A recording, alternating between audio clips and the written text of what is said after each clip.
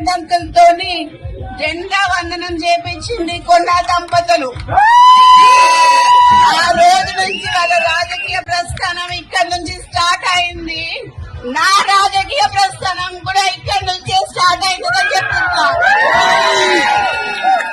నేను తప్పకుండా ఎమ్మెల్యేగా గెలిచి మీకు ఖచ్చితంగా సేవ చేసుకుంటా అని, నా జీవితం ప్రజాసేవ అనే చెప్పడానికి ఏం సంశయిస్తలేను.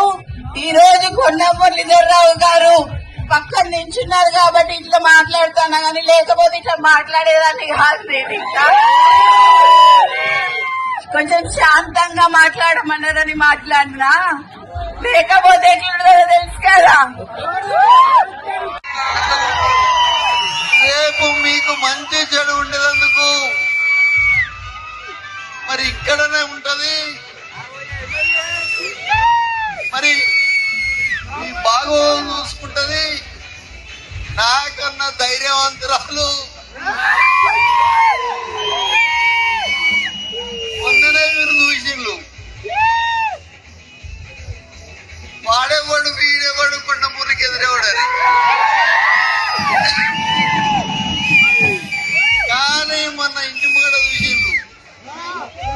చిట్టక తిట్టాలంటే ఎవరిని పడతావు అని తిడుతుంది. వీడు వాడని చూడది. ఇలా కార్యకర్తల కోసం ఏదైనా చేస్తుంది. ఈరోజు ఒకటే చెప్తున్నా, నాకు కీసుకొండ మా కుటుంబానికి ఈరోజు అన్నం పెట్టింది 10 కార్లు ఉన్నాయి అంటే మీ దయ వల్లనే అని నేను తెలియదు.